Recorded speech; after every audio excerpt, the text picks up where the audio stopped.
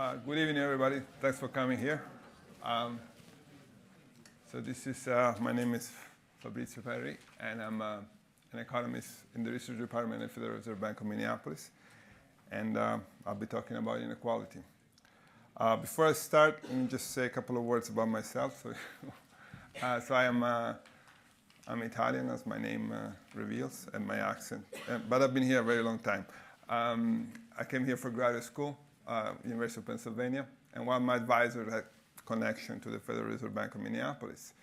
And so one day, I was in Philadelphia in my third year of graduate studies. I said, "Oh, you should come to Minneapolis." I said, "What is that, Minneapolis? They have the race cars?" "No, that's Indianapolis." Okay, that's all. That's all I knew about Minneapolis. And so I came here to the Fed. Actually, it was still the old Fed. And then, yes, I stayed here for a while, finished my graduate school, went other places, got a job in New York. I stayed in New York. Then I went to the EU. Then I went back to Italy. But at the end, I came back to the Minneapolis Fed, which is the first place that first won me. And because it's a really special place, it's a place where we have great people do great research, and they unleash us and let us think about the issues we care. And so it's a really phenomenal place. And so I think this conversation is a way for us to connect us a little bit with the large public. Of course, as economists, we have our lingo. We tend to focus on sometimes a little bit abstract issues, but I think some of the stuff we do is relevant for the greater public. So sometimes this is a force us to communicate and tell us what we're doing and why what we're doing maybe is important. So let me just start saying I plan on talking for about 50 minutes, and then question and answers. But one culture at the Minneapolis Fed is my son does debate, and sometimes he comes up and he sees the workshop, says this is like extended crossfire. There's always like questions and answers. So and especially because I'm not I tend to talk to a lot of economists. Sometimes some stuff that I think is totally clear to you is not. And if it's not, just raise your hand and ask questions. I'm totally fine. I think if you're confused, you're not sure, probably half of the audience is also confused. So it'd be of value for you to ask questions. Anything you don't understand, sometimes I'll try to go slow, but so feel free to ask a question anytime. Okay, so the title is Inequality in America Before the Great Recession. And I want to start briefly motivating why at the Federal Reserve Bank we worry about inequality. So we are a bank, and our role is to policy and try to make this society a better society, more more stable, a better society for everybody. But typically we don't think of Federal Reserve Bank. We worry about stabilizing business cycle, keeping price constant, but inequality is not in our mandate. But I'll try to convince you that actually inequality is pretty crucial to what we do. And so I'll just go through a bunch of examples of inequality and why is it relevant. And then I'll talk briefly about a more like focused study. And I'll talk about U.S. men and their inequality and the non-participation to the labor market, which is a pretty big issue nowadays. Okay, so let me start by this issue of income per capita. So every country, in every period, so year, quarter, well, the main economic thing we do, we create value. And value is just, we build cars, we write books, we do haircuts, all sort of stuff creates value. What value does, it creates income. And this income ultimately accrues to people, to the households, the people in the country. So there's a typo, right? This is not 2010, it's 2017. In 2017, if you take all the income created in the US and you divide it up across every person living in the US, you get about 60,000 per capita. So this sometimes is called GDP, gross domestic product per capita. It's just a measure of the total income divided by people. So that's $60,000. So it's a pretty decent amount to think about per person. So a lot of macroeconomists focus mainly on the evolution of this number over time. So that's a picture that what a lot of macroeconomists focus. This is the US, starting in 1947 up to 2018. This blue line is the evolution of income per capita. So you see that those shaded lines are the so-called recessions. What's a recession is a period in which the economy, usually the economy grows, and one key word here is real. What does real mean? It means is controlling for price changes. So think this the amount of real stuff that we produce. It's like means more cars, more computers, better computers. Not that just the price of that, but of course the price of things goes over time because of inflation, but this is just the amount of real stuff we produce, and goes from 20,000 in the 50s and the 60s to about 60,000. So that's a large change. Going from 20 to 60, it's large. It's a factor of 3. Why is large? I mean, some of you I see, they're about my age, and think about when 30 or 40 years ago, cars were not as good as they are now. There are no airbags. Heart surgery was not as good as it now. You die if you have a problem with your heart. There are no computers, no internet. If you want to find information, you have to walk to a library. So it's a very factor of 3 is a very large factor. Society is very different. And the fact that we achieve this large growth over time is a success. It's a big success. Not every country do it. If you look at Argentina, Argentina actually went down over the same amount of period. So it's a big success, and it's due to institutions like the Fed, the Treasury, and everything that guarantees that we can get this progress. And of course, that's why we worry so much about recession. They don't look so big. It just maybe we go down 2 or 3%. But if you have a lot of them, you can achieve this progress. So every little bit counts in achieving this large progress. So this is a big thing. And it's important to, and you can see here, for example, the Great Recession was fairly big. It just went down, it was not a huge amount relative to the big thing, but relative to other recession, for example, it's much bigger decline than the 2001 recession. Okay, now we worry a lot about that, how to set monetary policy, how to set interest rates, how to set fiscal policy, and things like that. But let's think about it. Now I told you that every person gets on average 60,000. But now the one thing we have also data on everybody, so we can actually see what differences are, because we know that we don't all get 60,000. We know some people get way more than 60,000, and some people get way less.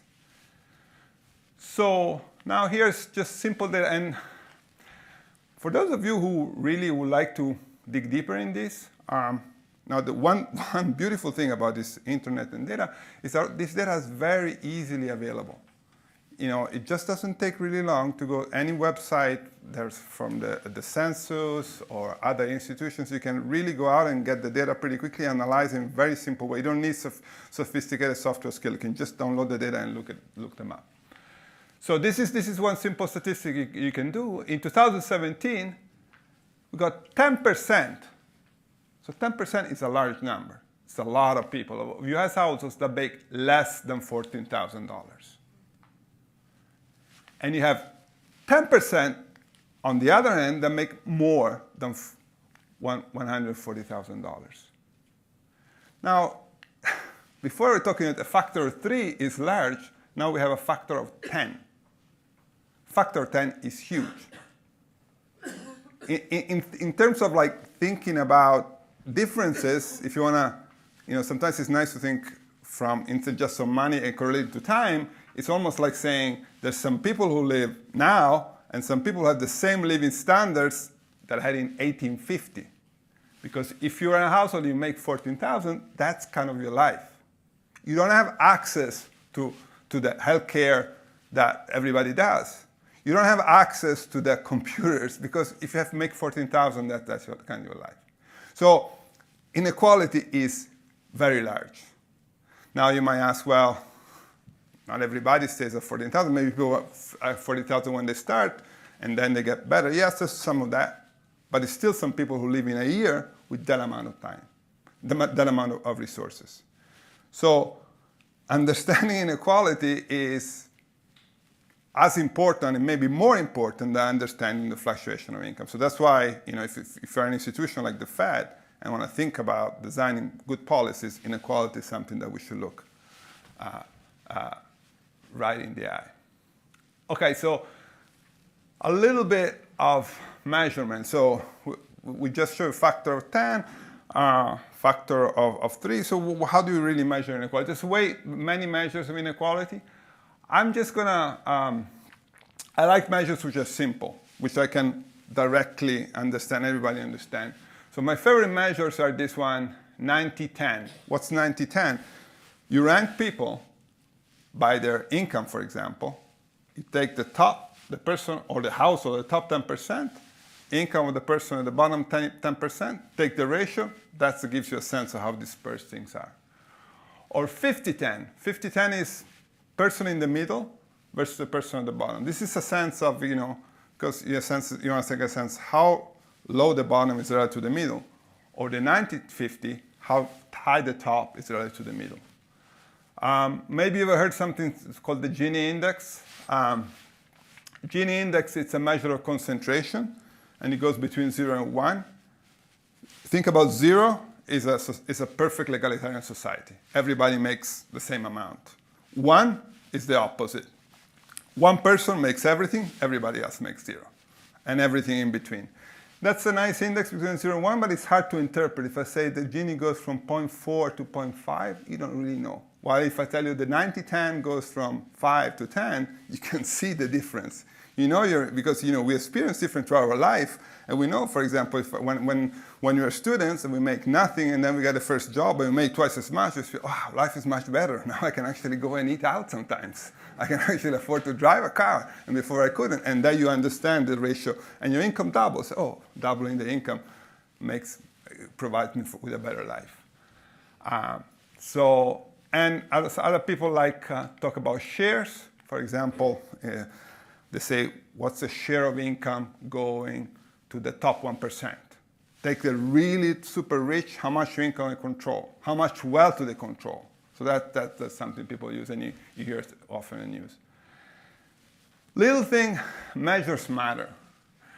Especially if you want to try to make a point, sometimes, I find a particular measure that shows this, or the other measure shows the opposite. So you should always be aware when people say, I'm going to show that this is this. Sometimes devil's in detail. And as economists, of course, we have views about the world, but we're trying to be social science, so we're trying to be as detached and as careful as possible in, for example, if you want to establish some point, in measuring things in many possible ways. Because measure matters, and in economics, sometimes stuff is not measured perfectly. There's a lot of errors. So you say, well, some person really, they say they have very little income. Well, but maybe their income is not that little. Maybe they don't measure it well. Maybe they're afraid to tell that they have some income because they're afraid the interviewer is going to report to the tax person. Maybe the interviewer would never do that, but they're still afraid. So there's all these issues, so the measures are very important. This is just an aside. Okay, so let's go look at some measures. This is a very famous paper by this guy, Thomas Piketty and Emmanuel Saez, which are two very established economists, who focus on this measure of inequality, and in particular, they look at the top 1% share of income. So they look at the income, and these guys have access to very good, high-quality data, basically tax returns of everybody. So they go to they have the master file of the IRS. And so they can look at the tax returns of everybody. So they rank people that get the top 1%, and they say, how much of income do they have? And so and they went back to 1913, so they have a very long time series. So the key thing that they can show is that, back in the 1910s and around before the Great Depression, there was a very high level of income inequality. There was very high concentration. So a lot of some big industrialists own a lot of income. The rest was very poor. And World War II and the 50s and the 60s, there was a widespread growth, and income became much more equal, much more equally distributed. So this guy, taxation was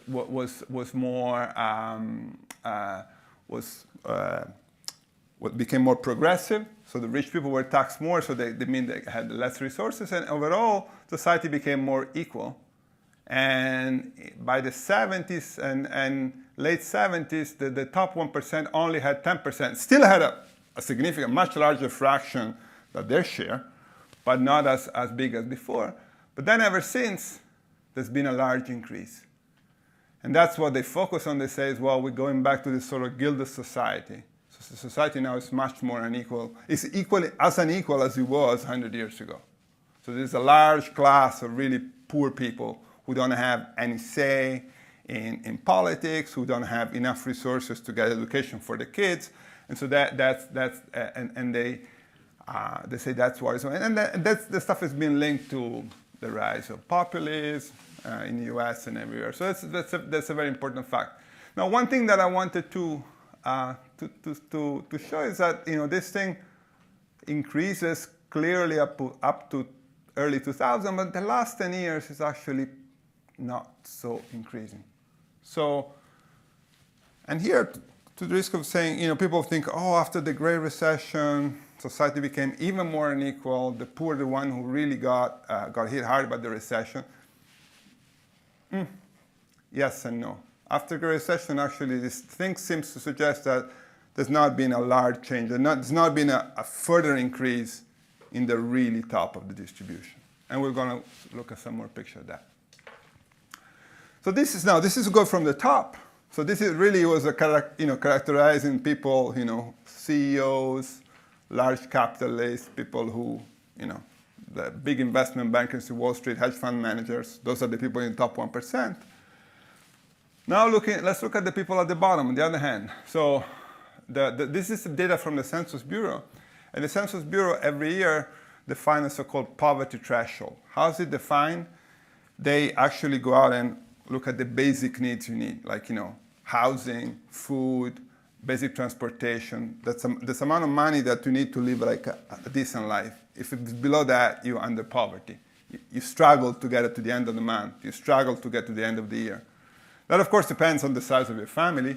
But for a family of 4 in 2017, this threshold is $25,000. So those are the numbers of people in poverty, in absolute numbers, which is important to understand. So, and it says basically up to now, in 2017, there's still 40 million of households, 40 million people in poverty. So it's a large number of people who live in households who don't have to go month to month. That's the hard part. Now the rate, it's how much, the fraction is, and it's still 12.3%. Now the thing that it's a little bit reassuring is, okay, look at the Great Recession. This is 2008, 2009, and you see the number of households in poverty went from 35 million to 45 million. Almost 10 million of people went into poverty, from not being in poverty to being into poverty. And that's already, you now understand why you worry so much about recession. Well, recession, if you look at aggregate income, might not look like a big deal. Aggregate GDP per capita goes down 2%. But if you look at the number of people in poverty, you have 10 million people going from having a decent life from having to struggle month to month. So that's a way bigger concern, of course. And same poverty rates, in terms of percent of the population, then it goes from 12% to 15%. And of course, the number goes up because the number of people in the US goes up as well. But the rate goes up in recession. But then it's kind of stable for a while, for actually a long while. And that's what people have been saying, that, after the Great Recession, there's been, even if the economy formally was not in recession anymore, so the GDP was growing, unemployment was going down, but still the fraction of people in poverty was still constant. So the economy was not doing well, but the silver lining is that over the past 3 years, things have changed. And we start seeing significant decline. Now we are back to where it was in 2005. Now, is it a great thing? No, it's not a great thing. What's a great thing is the 60s. Look at the 60s. You have 23% of poverty, and you go down to 12%. That's why people refer that those are the golden years, the golden ages of the U.S. Well, because really there's a widespread progress. Large fraction of society improves. But on the other hand, it's better than we had all these years. So that's at least some progress. Other measures of inequality, race. So race is a very controversial issue. It's always hard to talk about race, but so this is again from the Census Bureau. So again, this is real median household. So we take race groups, and we look at the person with the income in the middle of every race group. So the dark blue line is everybody, and now the median income is about 60,000. And those are the difference across age group. Asian now have about 80,000, black 40,000. And this is, you think that, these numbers should be all the same, because those are everybody in the same race group, and those are very large race groups. Still, instead, very large differences. Are these differences coming down over time? Not really. Pretty stable. Yes. So I'm noticing you're missing American Indians. Yeah. I think that's the census doesn't. This is a table straight from the census, and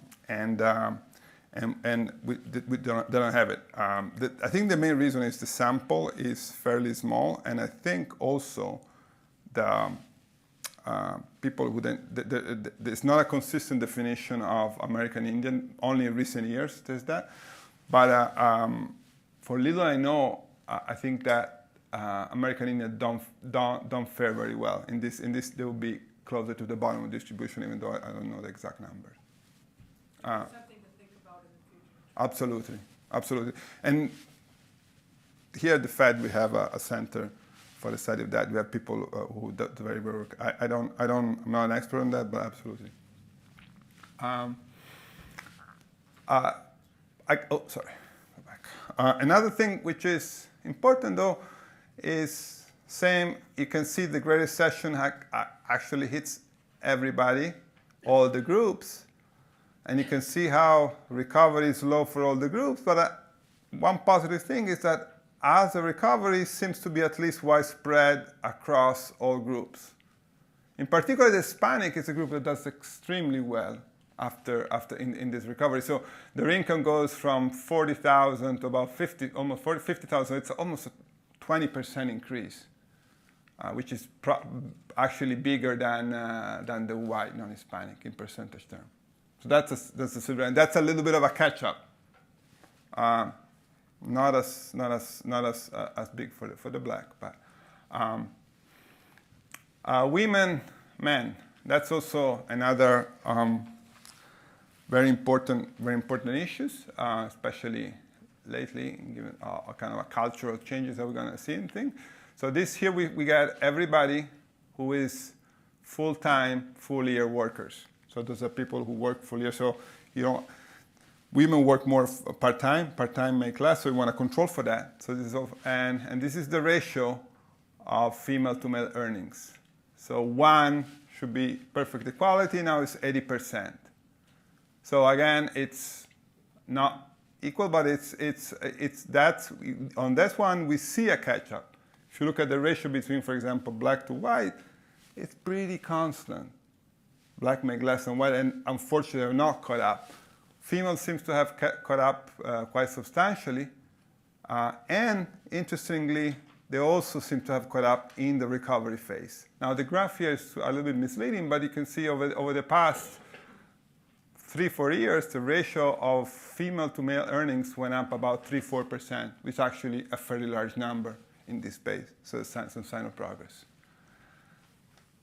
Okay, so far I was talking about income. So this is based on my own research, one of the papers I wrote a few years ago, actually here, was to say, well, maybe income is not the most important measure if you're thinking about inequality. Maybe the most important measure is not what you make, but what you actually can spend on. The cars you drive, the food you eat. And if you we think it should be connected to income, and maybe it's not connected to income. Maybe income is not measured right. Maybe people can save or can borrow, and so what you spend is not necessarily the same as your income. So this is actually not my own work. This is work of someone else, but it kind of builds on our own work. And so this is the 90-10, so the ratio of the top to the top 10% to the bottom 10%, the red line is in income before taxes. Blue line is in income after taxes. And the green line is in consumption expenditure. So that's, and if you look at this blue line, this is the sample here from 60 to 2016. The blue line kind of reflects the same picture we saw before from Piketty and Sayers. Society is becoming more unequal. The ratio 90-10 for income goes from 5 to about 7. Richer becoming richer, poor becoming poorer, bigger difference. But if you look at their expenditures, it's actually fairly constant. So suggests that income differences have not brought up consumption differences. Now, this does not say that the poor consume the same as the rich. Of course, the poor consume less than the rich. But it says that the difference between rich and poor have not been widening up. Now, it's sort of a mystery. It's kind of an interesting...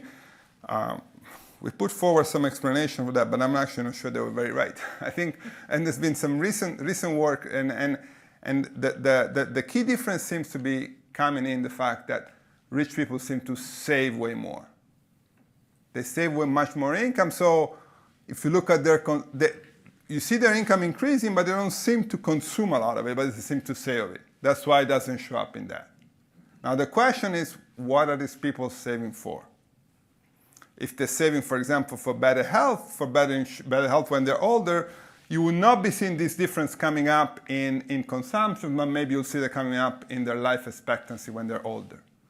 If they're saving for better education, you'll see them maybe coming up in better outcome for their kids.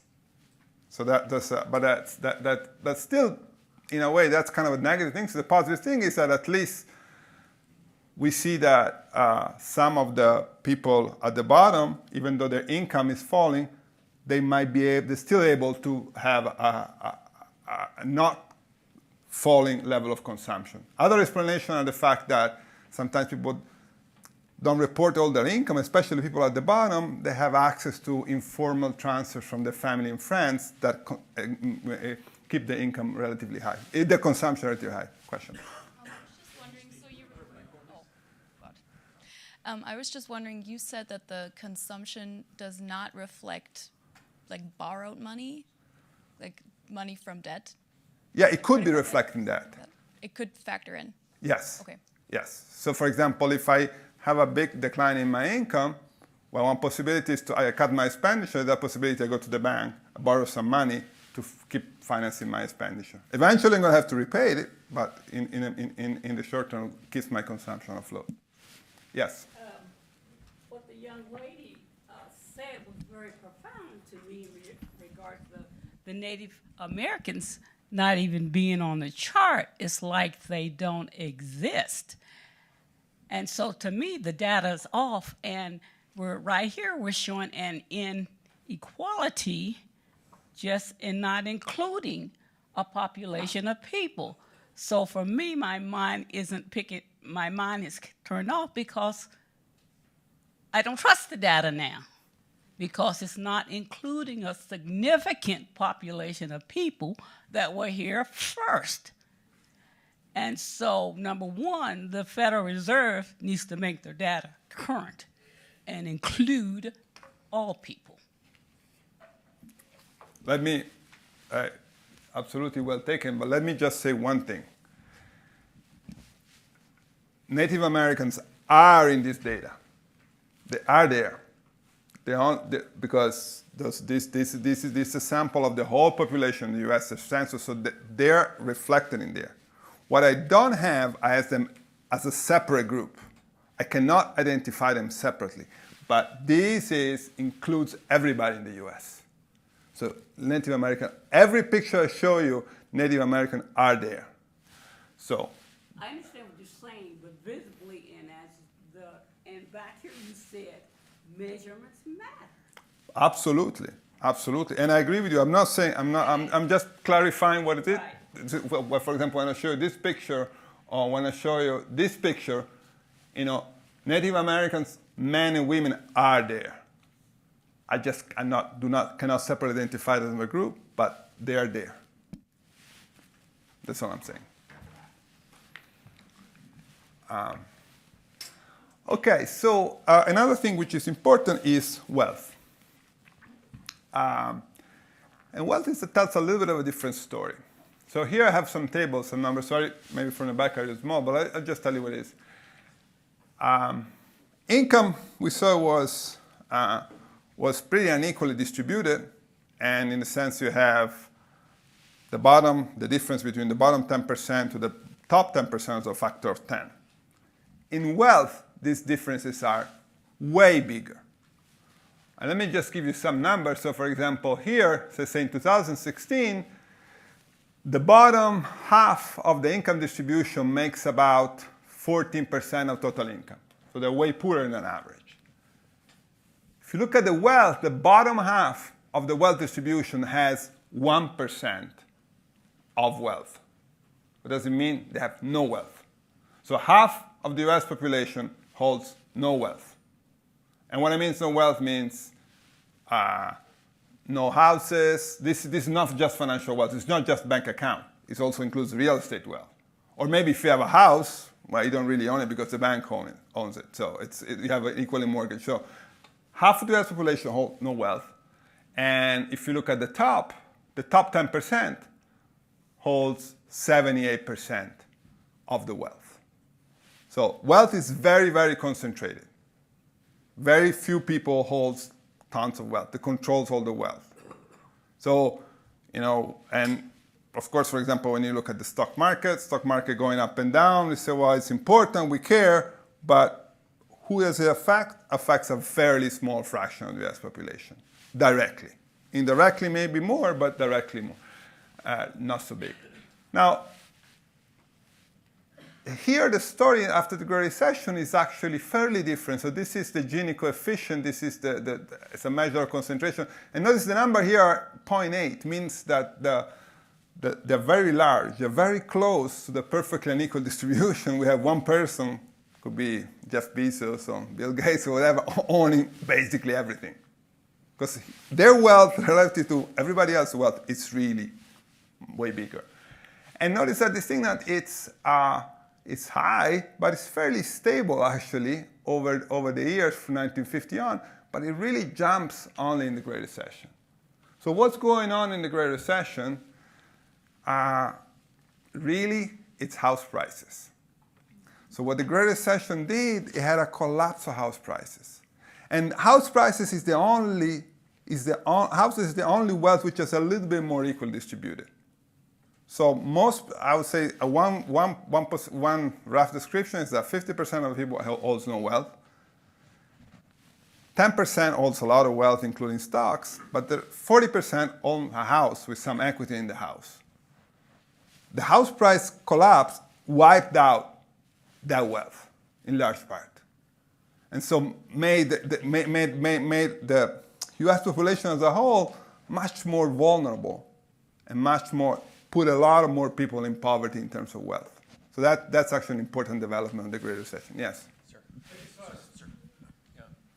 I just saw a study by, was it Said and that other guy, Philippe or whatever his name is, and they talked about the bottom 40% actually don't have no wealth. They have negative wealth. They're below zero. Absolutely. And I was shocked to see that. Yes. So they've got credit card debt, and it's worse than no money. Absolutely. Okay. And they have credit card debt, and they have underwater mortgages. Yeah. So they took a fixed mortgage, a mortgages which doesn't change. The house value went down, and so the wealth is negative. They owe money to the bank. Those are kind of an important measure of that. So let me now move a little bit to the consequences of this economic inequality. So that's purely economic inequality. Now we're going to move a little bit beyond that. So this is an estimate of what's so-called intergenerational earning elasticity. What does it mean? You can interpret that as a probability that if you're rich, say if you're in the top 20% of the income distribution, so your income, say, is about $120,000, that your kids are also going to be rich. So a value of 0 means that society has a lot of turnover. Sometimes kids of rich people not end up rich, and sometimes kids of poor people end up being rich. So now notice this what we got here: Denmark, Australia, Norway, Finland. All these countries have a fairly low level, 0.1, meaning that society is very mobile. On the other hand, US, Italy, interestingly enough, UK, much larger values, almost 0.5, suggesting that actually in those countries, if you come from a rich family, you have a high probability of being rich. If you come from a poor family, you have a high probability of staying poor. So that suggests that inequality is not just something that pertains this generation, but it's likely to be transmitted from kids to children, from parents to children. That's a really big thing. We have some people here doing some really interesting work, for example, thinking about the educational system, the role of educational system. In countries like Denmark, Norway, Finland, they have a very strong public educational system. Everybody has access to a good educational system. We all send kids to public school, so we all have the same opportunity regardless of our income. Of course, it's never exactly the same because, if you come from a rich family, you can afford very good tutors and other stuff, but it's more egalitarian. While here, there's a huge segmentation. Some kids go to the best private schools, go to the best colleges, others don't ever have a chance of getting that. And also there's a question of neighborhood. All the people who can afford the good schools, they move to a good neighbor, taxes are high, and that exacerbates the difference in education. Yeah? Is there also a correlation between, Sir. Is there also a correlation between those that have wealth and your other slide that talked about consumption, where those with wealth don't consume at the same rate, that they're more interested in passing on wealth than spending wealth? Yeah, that's a kind of a yes, there is, in the sense that the people who have higher income, their income is getting bigger, but they're not consuming all of it. So that translates in higher wealth. And higher wealth, part of it may be used to transmit wealth to their kids and pass it on to their kids. So wealth, health. Health is another big variable. Economic inequality, does it translate in health inequality? And it's a little bit related. Again, it depends on the health system. If you have a single-payer public health system, everybody has access to the same thing. Of course, it's not exactly everybody, because if you're richer, you can maybe go to another country. But in general, everybody has access to a high-quality system. But if you're not, then maybe not. So this is a study, so-called Million Death Study, and it was done in 1990, analyzed the mortality of 1.3 million Americans and connected to their income.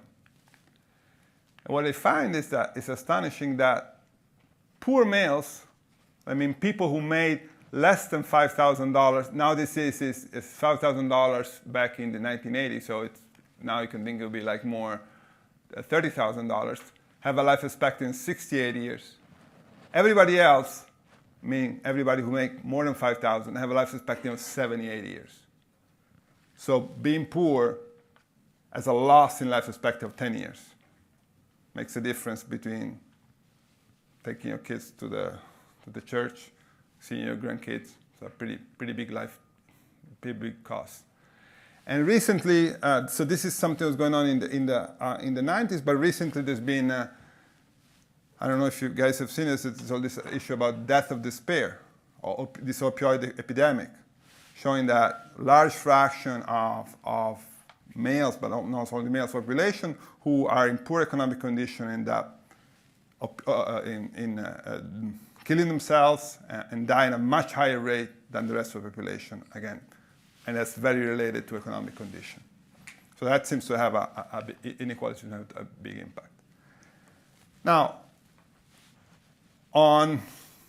so far, I think many of you will come out, oh, this is horrible. We have way too much inequality. We should do something about it. On the other hand, let me give you a simple example of another type of inequality. I just took a random class at a random university. Average grade in economics in Georgia Tech was 2.97, but about 10% of the students got a grade of D or below. Bad, right? Yes, but if you don't have grade inequality, what's going to happen? Nobody studied economics. So some inequality is necessary to get people to do the work. If I have all my health provided by the government, if I have all the education for my kids provided by the government, maybe not. I don't need to work so hard. I don't need to stay up late. And that's, you might sound like a very cold-blooded, cynical person, but that's what it is. There's many studies that confirm that incentive matter. And if you tell people if you do this, you're going to get high reward, and if you do that, you're going to get a low reward, people are much more likely to put the effort. And economic progress is about putting the effort too. And the whole economics, in a way, is trying to strike the balance between getting to people to put the effort. And so having some inequality, having some punishment, some reward, but not having too much, otherwise society is going to collapse. Yes? So I've noticed you're talking a lot about both wealth and income, but not necessarily the people who are wealthy aren't necessarily the people with the highest incomes, right? So what is the difference there? Who are the people? Or you understand what I'm saying? Like, who are the people who are wealthy are they the ones earning the highest incomes, or what's that correlation? That's a very good question. You can think about this as the difference between wealth and income is a stock and a flow. Income is a flow. So I give you an income in a given month or in a given year, I make some income. And wealth is a stock. It means that, in any given year, I consume some of the income, and some of the income I save and accumulate wealth. So the question is, who are these wealthy people? Well, one, for example, people tend to be wealthy are older people. Why? Because they work all their life, they have more chance to accumulate, and so they have wealth. But now, if you look at some old people, they're very wealthy, they have a lot of wealth, they have no income because they retire. So they're not necessarily the same people. Who else is wealthy people? Entrepreneurs who start their own business, they become really successful, and the wealth goes. Managers who get paid in stock options. So one thing is accumulation, sometimes it's luck involved. People who know how to invest in the stock market. I'm really smart, I can pick really good stocks. I don't make a lot of income, but my wealth goes skyrocket. So of course, these are things that are connected, but not necessarily. So of course, if you have a very high income for all your life, at the end you're going to be wealthy, but there are also people who get wealthy because they're lucky. Or there are people who make a lot of income, but they spend it all. They're not very wealthy.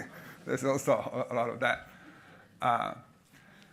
So the point I want to make is inequality it's not as easy as it's not very easy to say it's good or bad. Now there's many things in which inequality seems to be bad. Economists would say concavity. The idea is that take two people, one is really rich, one is really poor, and say, well, let me take some money from the rich person and give it to the poor person, and say that's usually good. Why? Because the rich person now, instead of driving a really fancy car, is going to drive a little less fancy car. He goes from a Ferrari to a Tesla. But the poor person goes from having a kid who is not healthy, cannot be fed enough, to having a kid who's well fed. So the benefit seems to be much bigger when you transfer things. So, when you have a lot of good things, you don't care too much about those. And when people are really at the bottom between starvation and survival, then a little bit of resources seems a good thing. And society should be helping that. People say having too much wealth in few hands might be bad because you might get people like, who have monopoly power, and then they lead to outcomes who are good for them, but not good for society. And then you have misallocation of resources. You maybe have some really smart kids who are going to have the cure for cancer, who are going to solve all the world problems, but because they're poor, they can't get to school, they can't get education, and so you have a lot of talent. Society as a whole suffers because of inequality. Those are the classic element. But on the other hand, you're going to have some inequality, otherwise, people don't put effort. And so the people may be smart, but if they don't care about everything is provided for. And of course, we have had many examples of society who thought, very bright thinkers like, Marx, and the people say, oh yes, too much inequality, we should provide everybody. And what happened? The society failed because nobody was putting any effort. So that's a balance. Now, the question for us is that do we have too much? And if we do, what can you do about it? Can you just transfer resources from people to others, or not? And I know that's a very hot and controversial topic. One simple thing you can look at it is say, well, what happens if you look at every country in the world? Where does U.S. stand? Well, U.S. stands pretty to the right. So this is our Gini coefficients. Again, remember those are something that goes from 0 to 1, 1 being very unequal society, 0 being pretty equal. And what you get is a bunch of countries here: Denmark, Sweden, Czech Republic, Finland, very low level of inequality, 0.25. If you're thinking about ratio between 9 to 10, those countries have a ratio about 3. The top 10% makes about 3 times relative to the bottom 10%. So large difference, but not so large. And the US stands like right here with Turkey and Mexico. So countries which are less developed. And when countries are less developed, you tend to have more inequality. Well, because first of all, there's a lot of agriculture, a lot of people who live in very poor condition, agricultural condition. And also tends to have people who tend to have a very high concentration of wealth. So US is right there. Not as high as those guys, but fairly high, 35, 40. Say, is that too much? Who knows? It's hard to say. On one hand, it's clearly that I always say that it's when you walk in a city like New York, and you're in Manhattan, and you walk to Bronx or Queens, you say, "Oh my God, how can it be possible that you have this? Cannot be right." That you don't get some money from the top and give it to the bottom, everybody would be better off. On the other hand, take an immigrant, take a refugee from Sierra Leone, take a refugee from Myanmar, and ask them, where do you want to go? Do they want to go to Austria? Do they want to go to Denmark? They want to go to the US. Why? Because even if there's a lot of inequality, there is opportunity. There is a few countries in which people start low, but they can move up. Yes?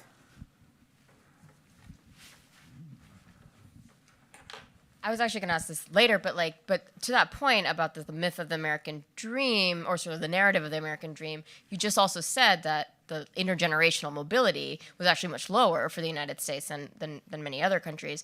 And I've also seen other data that shows that it's not just if you're the actual ability to move between percentiles of income is it's just very difficult in the United States. So I just don't think that jives with what you said earlier. No, that's true. The intergenerational mobility is not high, but I didn't say that. I'm saying there must be something about this country that allows people of a different background and who have no connections or no particular, they don't have any, maybe even no wealth. There's something that allows to go up. But that's not saying that everybody goes up or it's very easy for people to go up. But it says that this is a country in which there is more reward for merit. And if you're really smart and if you really think you can make it, this is a country that allows you to do that. It's just narrative if you look at immigration data. That's what I'm saying. People speak with their choices, and the choices we see that. If really U.S. was a country in which it was not possible, maybe it's only possible for really smart people. And if you're not smart, you don't want to go to the U.S. And if you're not smart, you don't do well, your kids don't do well. Then maybe that. But that's. But I'm not. Unfortunately, I don't have the answer to that. It's just. Yeah. As you look at this inequality data across different countries, and maybe from a historical perspective as well, at what point does it lead to political instability? Yeah, it's so I don't have, this is our OECD countries, but classical example of instability is many countries in Latin America. We have seen very high political instability because of inequality.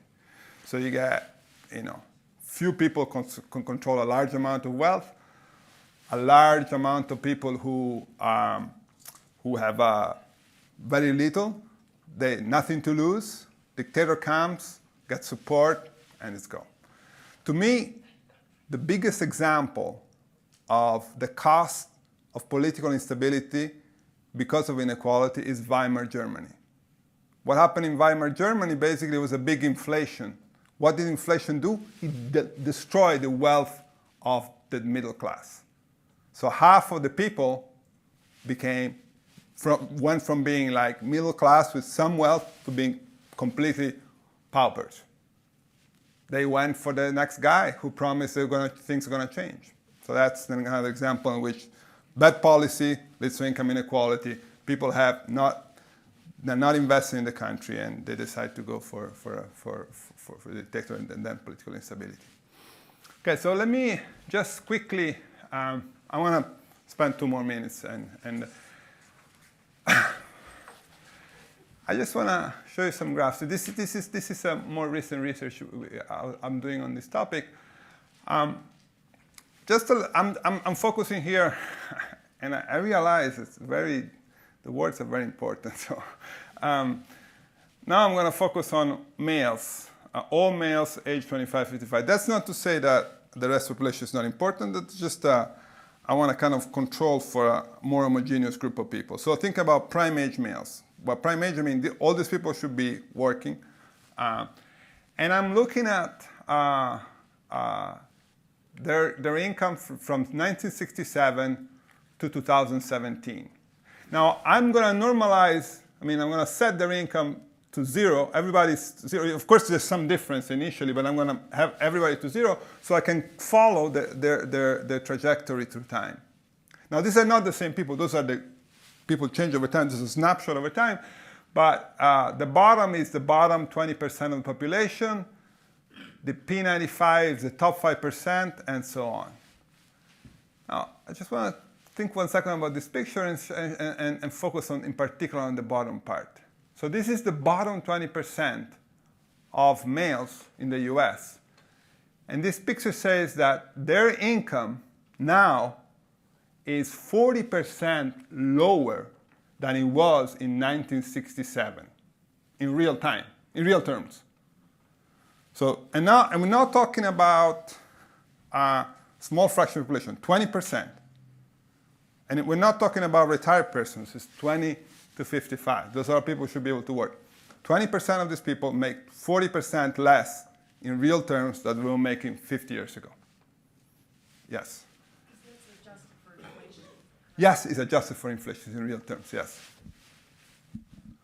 Aren't those relative differences, not real differences? No, those are relative to their level in 1967. So say 1967, a person will make, the average person in the group will make $30,000. Now it makes $20,000. So way less. So those are, and they're not the same people, but it just says that the bottom of demand distribution now is way poorer than it was before. Now now you say, okay, well, maybe something's going on with the bottom. The median, the person in the median is doing exactly the same as he was 50 years ago. That's worrisome, meaning that the average man, the man in the middle distribution is not richer than he was 50 years ago. The top is doing fine. The top is growing. But so this is an important thing when people say income inequality is a problem. It is a problem. But if people say, oh, too much wealth at the top. No, the problem is not too much wealth at the top. is too little income in the middle. It's the fact that the middle distribution is not growing. That's the biggest issue in this thing. So saying, what's going on here? So let me, and one thing I want to show you is also, so here the shaded areas are recessions. And you see, focus, for example, on these guys, they always keep down at the bottom in recession. In recession, boom, they lose a bunch of income. They recover a little bit, but then the next recession comes and they go down. They did okay in the 90s, but went down in 2000, recovering a little bit. Great Recession, they're recovering, but it's still way lower than they used to be. So recession seems to be a particularly bad time for this class of people. So what's going on? And this is another way of looking at that this is the bottom. Let me skip that. What's going on here? Well, what's going on is these people at the bottom, these men at the bottom, lose their job in recessions, and they never come back. I mean, some of them come back, but it takes a long time to come back. And then by the time they're back, the next recession hits as the more lose their job. So, and that's what's going on. This is like lack of participation. These men are out of the labor market altogether. So this is what's going on. Roughly, I want to say, if you look at the median, that's the middle distribution. What you see is that how many weeks they work per year? 50-50. So they work exactly the same weeks, 67 and now. How much they make? 38,000 in 67, 40,000.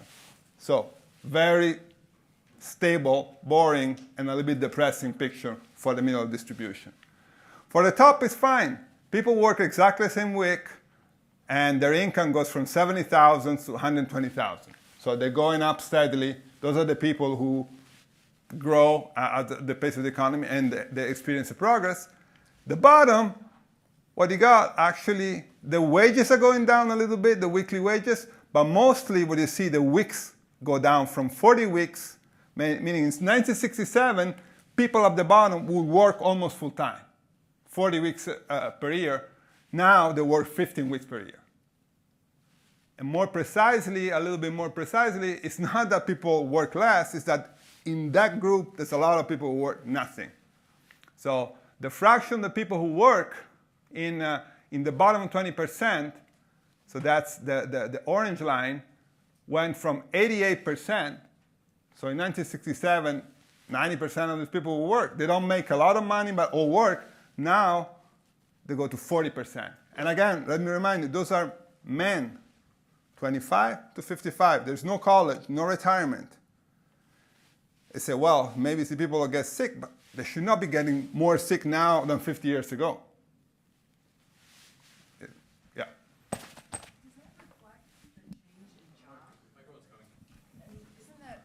I'm trying to see how you account for the change, because I'm aware of that, from my own personal study. But how does that reflect the change from manufacturing to service jobs over that period of time? Because that would have to, it's not just not working, it's the wage. Shouldn't that be taking into account the fact that the wages of 1970 are greater than the wages of those same people in 1980, 90, 2000, because they're working service jobs instead of manufacturing? Okay.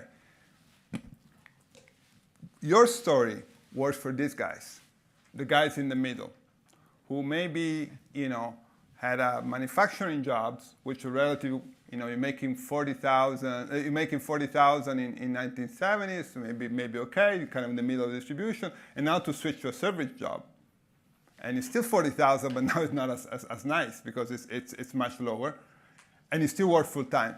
But these are the guys who couldn't make the switch, who had a manufacturing job, lost a manufacturing job, and have no job whatsoever. So this is another switcher. These are people who, 88% of those guys were working, and now only 40%. And there's a lot of work showing that those are the so-called the routine jobs who disappear. So actually, they're not just manufacturing jobs were lost, but also service jobs who were outsourced, and there are no jobs.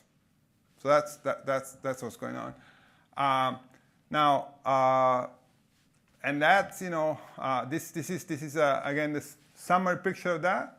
The blue line is a fraction of these men who have no jobs.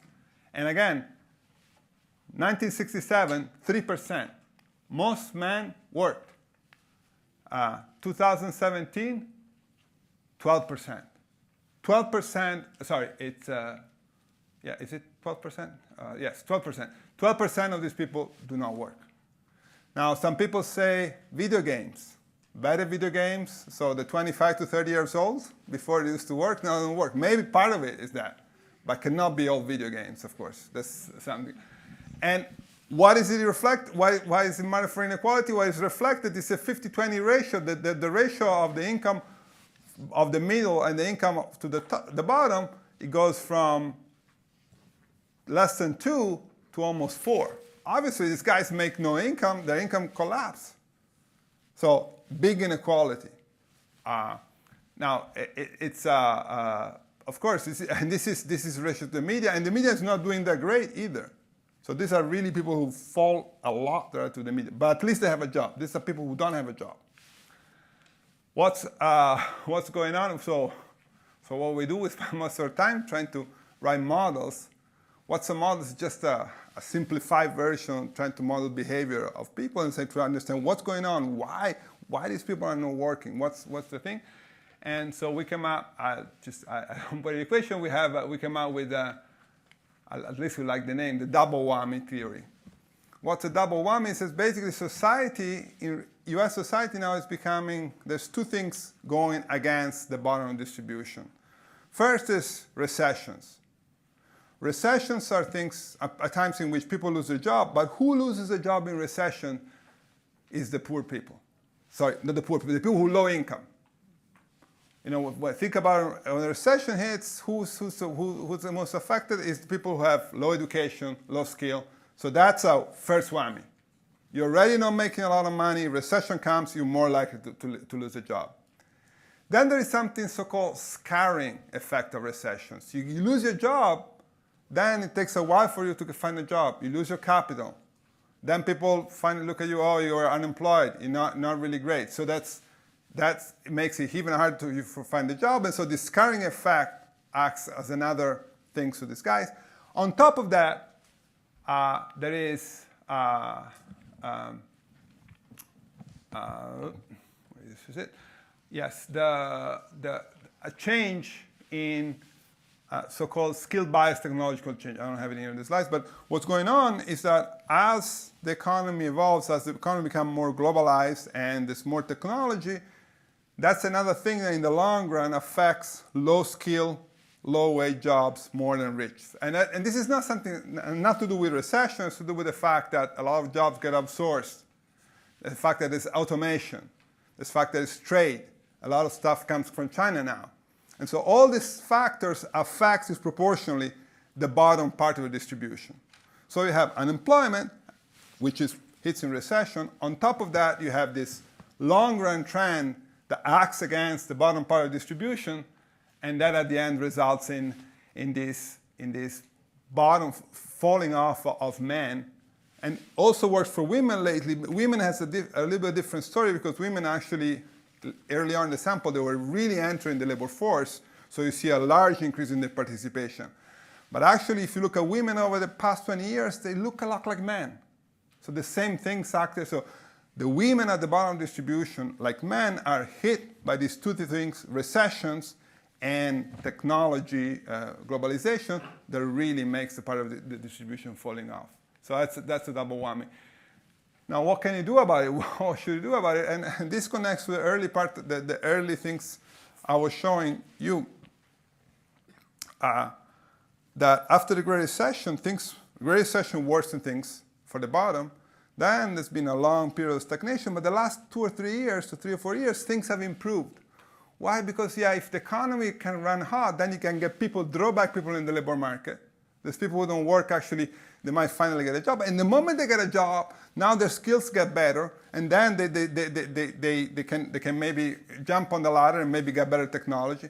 So this is the value of us thinking about, as a Fed, say, well, what we do, we control recession, we don't control inequality, but if we can get the expansion going, If you can design the right policy so that we don't have the next recession in the next 5 years, then it's not just, GDP grows instead of 1% minus 1%. No, we can draw all these people back in the labor market.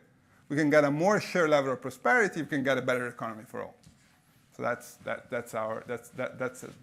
big. Of course, easier said than done, but that's what we're going to try to do. So let me conclude and say, inequality is a very controversial topic. A lot of people have different views, maybe shaped by their own life, by their own experience. They say, I work hard all my life, and here I am making $20,000 a year.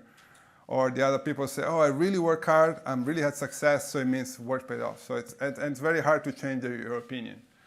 But I think it's a super important topic, and as researchers, we have the privilege and in some sense the duty of trying to think about these things and trying to design a better policy for us and our kids. And we're lucky to be in a place in Minneapolis where there's a lot of research, and our president has founded this institute on inequality research. There's a lot of really bright people who are trying to do this. Okay, so I review the Global Competitive Index, and they really emphasize right now innovation, entrepreneurship, so what's leading the next innovation. So with, like you said, automation and artificial intelligence, really that's the future right now, where we're headed, where we're focused as advanced economy. What's your thoughts on those that now can do that innovation? They're going to have all the businesses. They're going to own all the resources. A lot of jobs will be able to be automated. What's your thoughts on basic income? It's been thrown out by Elon Musk and other big entrepreneurs who think a lot of jobs are going to be replaced very, very quickly. With machines and artificial intelligence, that you got to keep people happy, right? You got to keep social unrest at a minimum if people can't get jobs to support themselves. Yes. So universal basic income is a policy who's been advocated by many people, and I don't think it's a bad policy. Actually, I mean more work has to be done, but it goes back to what we said at the beginning. It's at the end you always have to trade off incentives versus redistribution. So it's true. We see these people. We see 12% of men having no income. If you provide universal basic income, of course the welfare is going to be better. You're going to make life better. I think it's great. On the other hand, we also see that if people are unemployed for a long time, it's very hard for them to go back in the labor market. And so then if you provide an income, some of the people, they don't care. They're still going to search very hard for a job and trying to get a good job. Some people are just going to relax and say, I'm going to play some video games. I'm going to do some drugs. And so for them, the effect might not be so good. Indeed, there is a study. This is a lot of studies different, but there's one study of a person a couple of years ago who studied an example of universal basic income given in Seattle in the 70s, and he found that the recipient of this universal basic income, they didn't do so well in life. So they had an adverse impact on their life long after they received the basic. In the short run, it was good. In the long run, it was not good. So it's not so obvious. Yeah. I wanted to ask you your thoughts on the gender pay gap and the policy in the UK versus what we do not have here. Looking at the Gini index that you have internationally, and looking at the double whammy, which I would say for women in this country is a triple whammy, and what it is that the Fed is going to do to work on rectifying that. Right. No, I think the Fed ourselves, our policies, it's hard to, we can't really do much on that. Maybe, having an inclusive workplace for women, of course, that we can do that, but our direct policy thing. But I think, as you said, women are, in particular, maybe even more sensitive to recessions than men, exactly because sometimes they're in a precarious position between working and not working. And when the economy is not doing so well, I might say, I might as well stay out. And if they stay out, it's harder for them to come back in. So in some sense, by making the economy more stable, I think we helping women potentially more than help men. That said, of course, I think the big thing is not the Fed, is society. But on the other hand, always want to see, I see a lot of good signs. I see my kids are in school, and I see that now the awareness of women and their role in society is changing. My daughter and my son are much more well aware than I was of the different position of women. So I'm hoping that society in 20 years from now will be a much better place for women than it is now. Yes, I wanted to make a few comments on some of the data. First, I think part of the inequality that hasn't been talked about is the impact of racism on unemployment and some of these other reasons why it's more than just a recession as far as income and why they aren't working and so forth. It's being talked about in other sectors, and that's why they talk about movement towards equity. The second part was you showed the Asians as far as having higher income than some of the other groups. And I know that there are Asians who make a lot of money, but there are Asians who are practically lower than federal poverty guidelines. And so what we have tried to do is desegregate the data to say, what are we really talking about when we talk to the Asian? We shouldn't lump them all in one class. And the third point I wanted to make is that you talked about outsiders having an interest in coming to the U.S. Well, part of it is this myth that you're saying they come here and they could do very well, versus the U.S. has a lot of social programs that other countries do not have. So they're getting a leg up from the start when they come in, which is really antagonizing some of the other long-term communities and saying, why give to them and you don't even help us? So maybe some of those factors could be put in these things.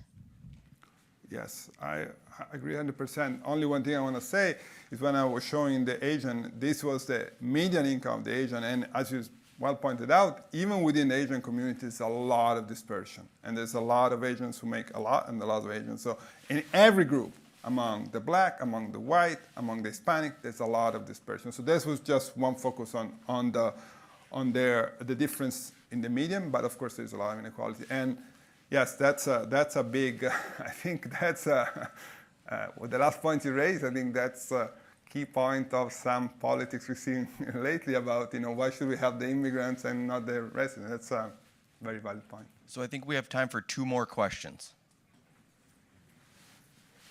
Yes, I have a question on your labor data. Does it include the non-contingent workforce or your non-employment data? How does the contingent workforce fit into labor market data? In other words, freelancers, independent contractors, those kinds of people that aren't employed but they're productive. Yes, it's a good question. There's a so-called gig economy or everything. This is a data issue, and we try to get these people. We can look at the data, and you ask people 2 things. How much money do you make last year? How many weeks you worked last year? And we classify those zeros as people who report 0 income, 0 earnings, so 0 wages, and 0 weeks worked. On the other hand, can we be sure that some of the people who maybe drive Uber part-time, they say, I don't 0, but I really have some income? I think that's some of that. So some of this, maybe this number may be a little bit exaggerated by these things, for sure. There's some work being done on that. It's a very interesting issue, and the data we have, we can't really say much of that, but I think part of the story might be that. Hi, I just had a question about, you had the graph about like income after tax versus consumption.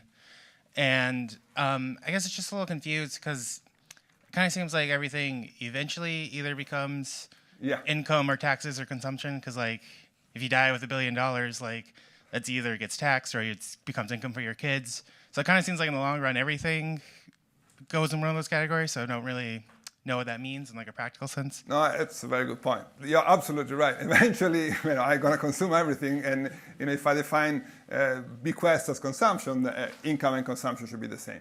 So the thing about here is that actually this is income within a year. So for example, bequests are not in these things. Bequests are not included in this thing. And for example, a lot of consumption that comes very late in life is not included in this thing. So that account for that, for part of that. And you are absolutely right that if you include everything, consumption, the thing should be exactly the same, because at the end, what I make, I spend in a way or another. Can't take it with me, in the other words.